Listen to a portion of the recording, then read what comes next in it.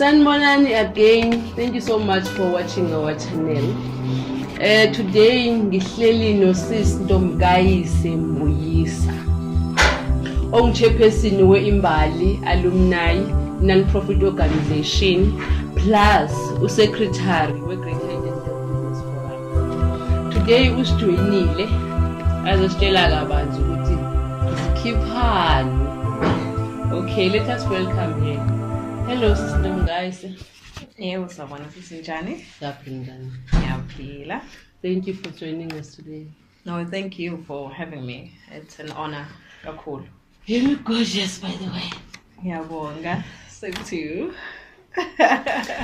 All right. Who is Ntombikayise Mbuyisa? Oh wow. Ntombikayise Mbuyisa is an ambitious young woman who doesn't take no for an answer, goes for what I fisa empilweni. I'm a person who doesn't keep quiet if I see something embi that I can be able to advocate for the marginalized people. So basically, I'm caring, loving, very, very ambitious, as I've mentioned before. But my primary thing about Ntombikayise is the mere fact that she loves helping people. And sometimes it's my weakest point because I end up helping other people than putting myself first. But now tables have turned and I'm starting to put myself first because I've helped a lot of people. So that's me in a nutshell. I think I've said a lot. Yeah, and that is the most important part about being a human being. You must know who you are, your strongest and your weakest point.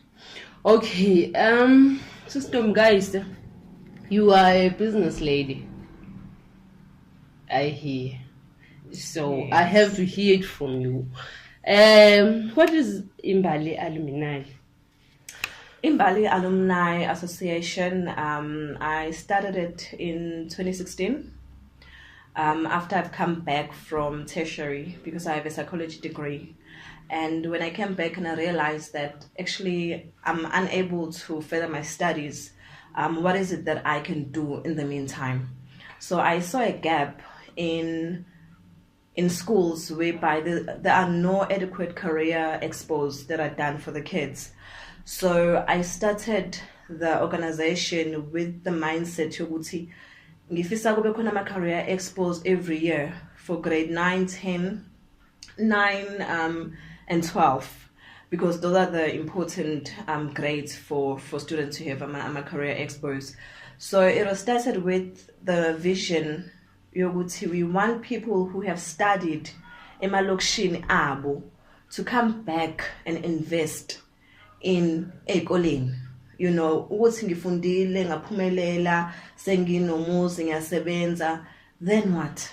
You know, so IAA was started with that vision, you know, to motivate and encourage alumni of our communities to go back into their communities, do something, you know. So it started up like that. Then I realized also that I'm actually passionate about business. You know, I'm passionate about people having their own companies as young people because there's so much opportunities. So I started the Ria hiring as a company to help young people to register companies. So I help people register companies. I do their company registrations, their CSD, all the package when it comes to company registration. I help them do that. Right. Yes. Okay. Imbali Alumni, a non-profit organization, right? Yes. Okay. I hear so many people saying ukuthi mawuqala a non-profit organization kunama challenges obanayo. Since akuna profit, you have to be quite a dedicated person to do that. Oh yes, that is so important.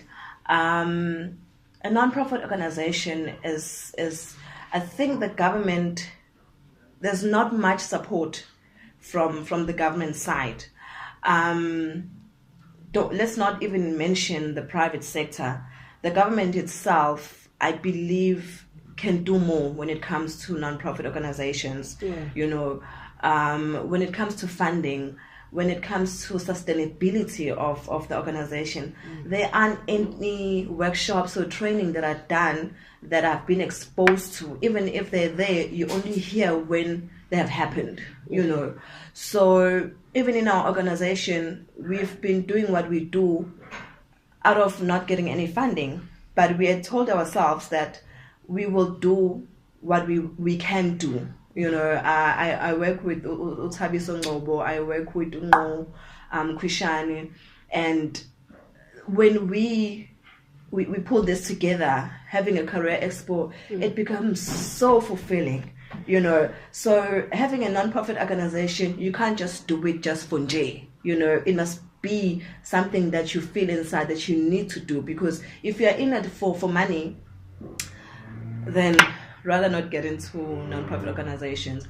But what I also realized, because we actually a public benefit organization, which means that a private company can, even yourself as an individual, can invest, whether you say 10,000, for argument's sake, and you invest into the organization. When it's time for tax returns, you get that money back because you are actually helping the government do its service delivery.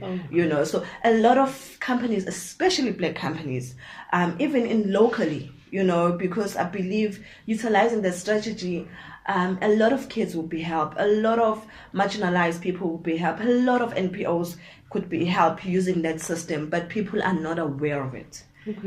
So yeah. Okay, on that point, tell us, how do you give awareness to private companies for people to come into your NPO and invest? Actually, there's no platform to do that, except to go and knock on their doors, of which they will tell you that they already have organizations that they invest in.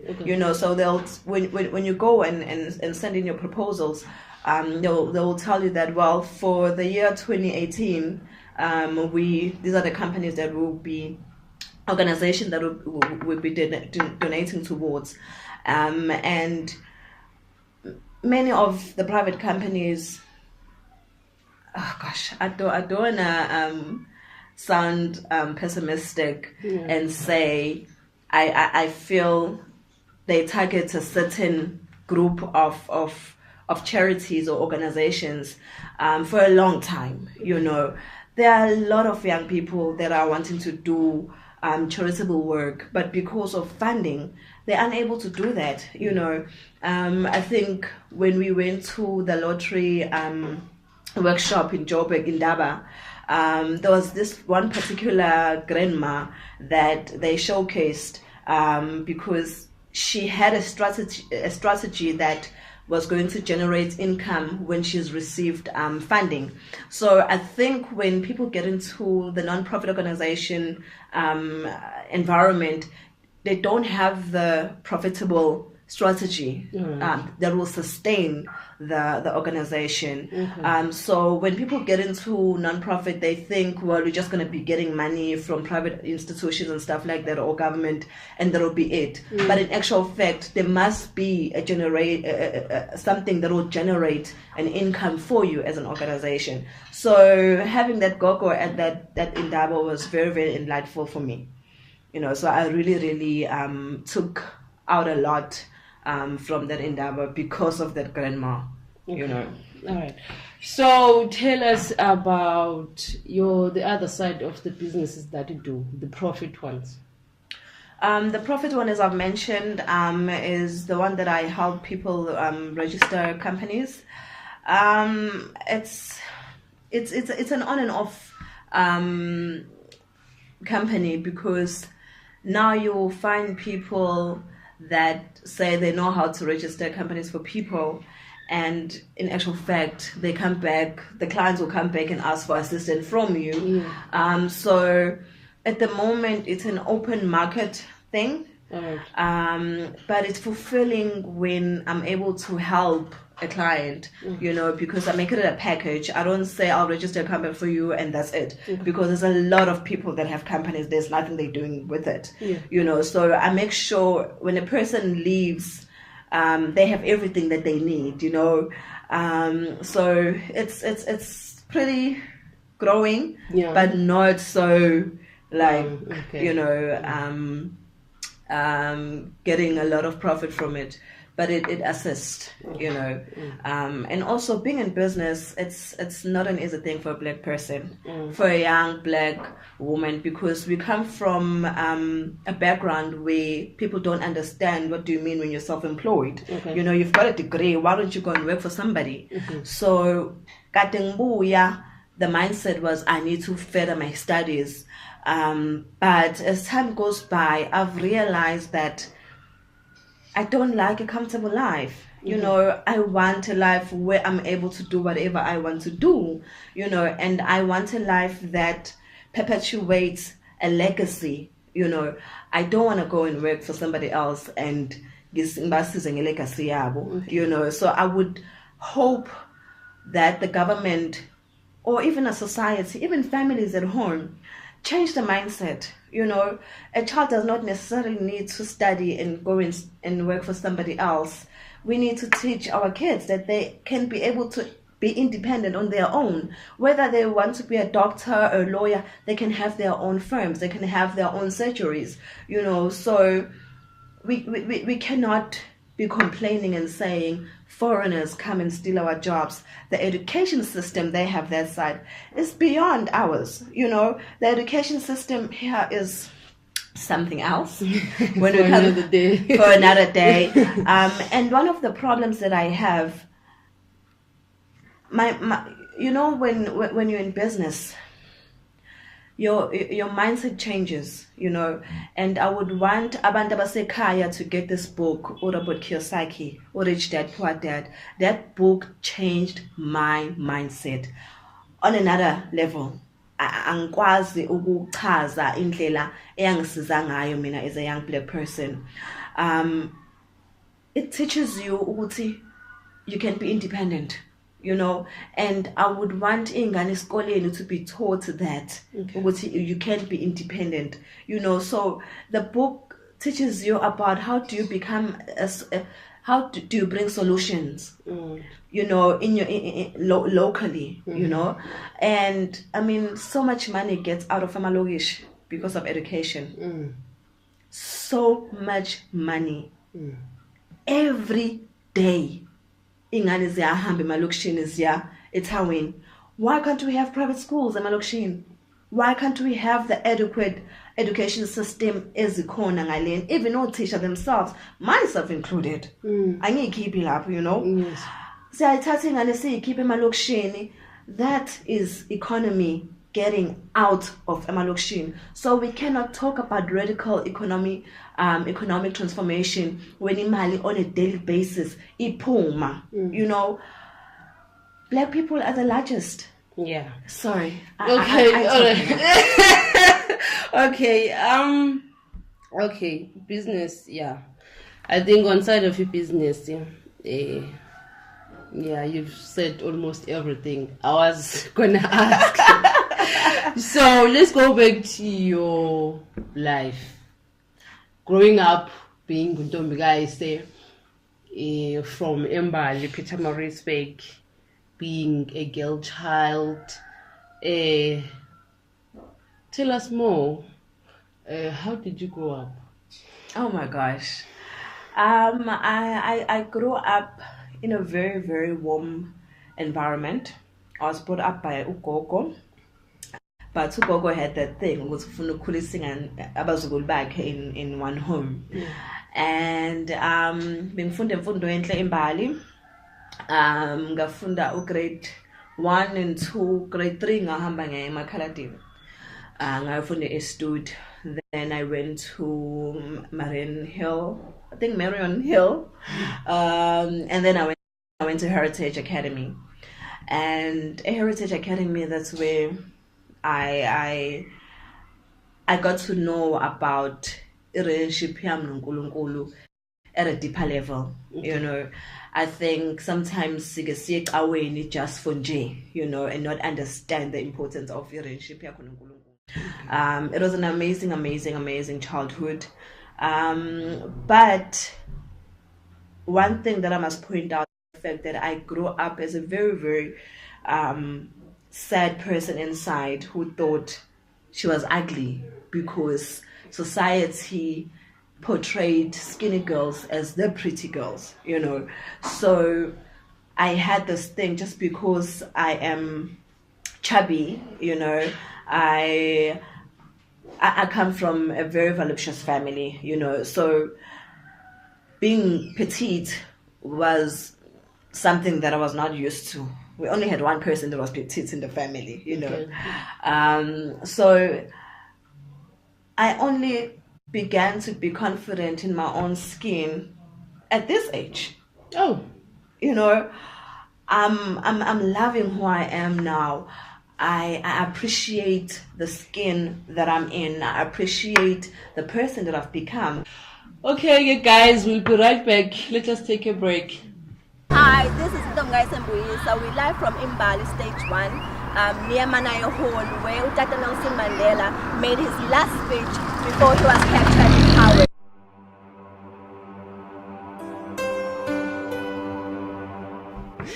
We are right back with Ntombikayise Mbuyisa, chairperson we Imbali Alumni NPO based Imbali Township Pietermaritzburg. Aphinde abe secretary we Greater Dental Business Forum. Growing up in a voluptuous family, I didn't have an older sister that said it's okay to be the way you are, you know, and being bombarded.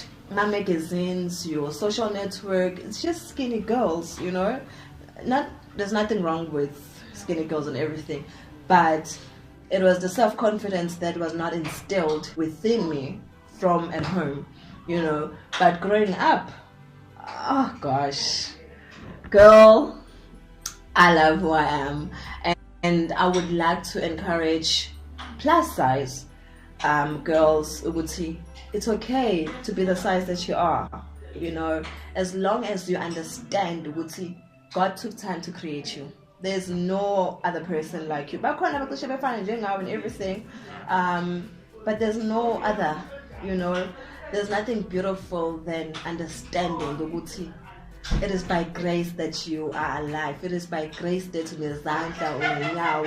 you're able to do the things that you are able to do, you know. So love you, do you, you know.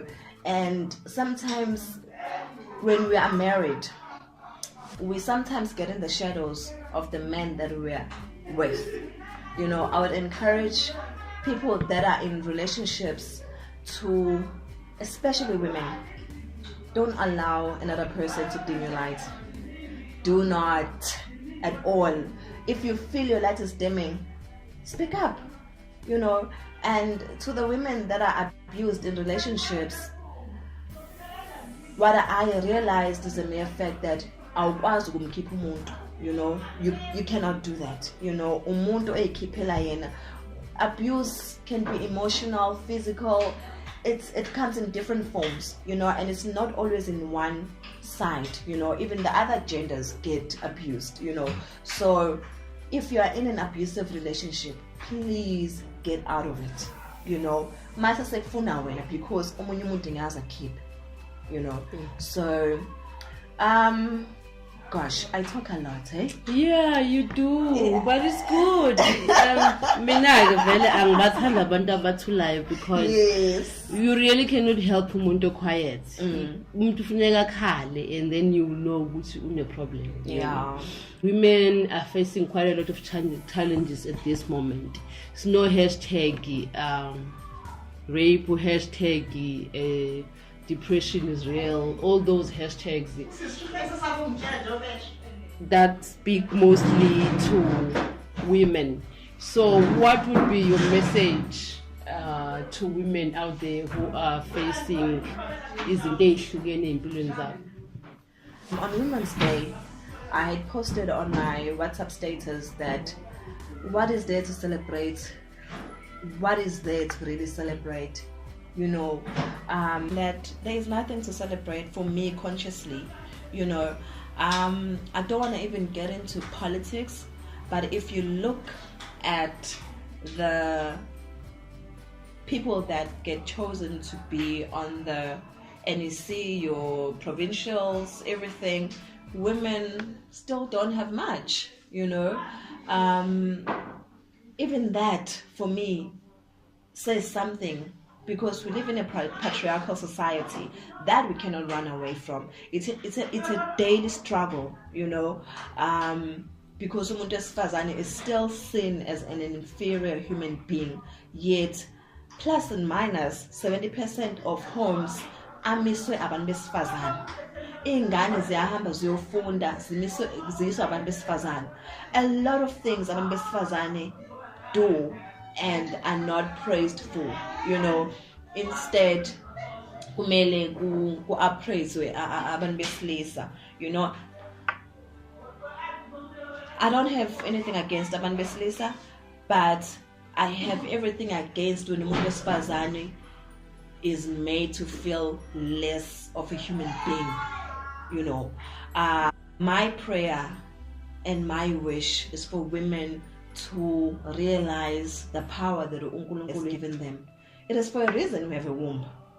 It is for a reason uNkulunkulu akabanikanga abantu besilisa iwomb, because siyakwazi ukwenza izinto zenzeke.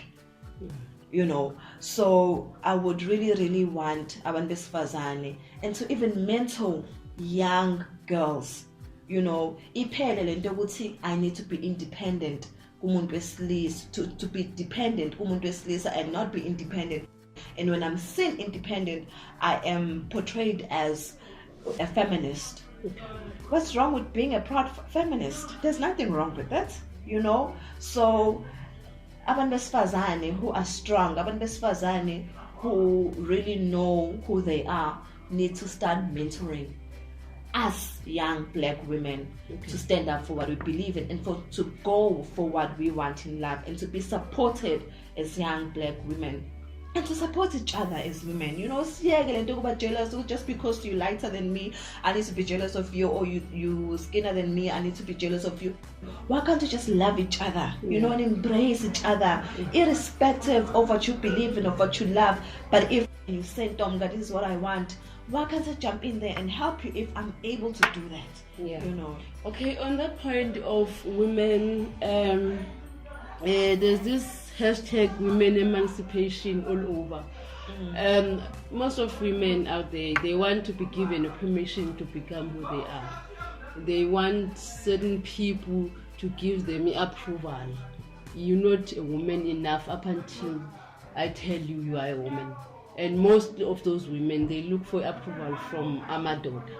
So, looking at the situation njengamanje, like kuma leadership positions and stuff, nale inequality ekhona, do you think abantu besifazana abakhona kulama positions abakona njengamanje bebancane bebangako, do you think they are doing enough for other women?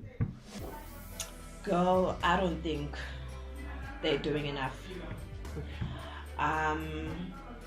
There's not enough that is being done, because of the patriarchal society that we live in.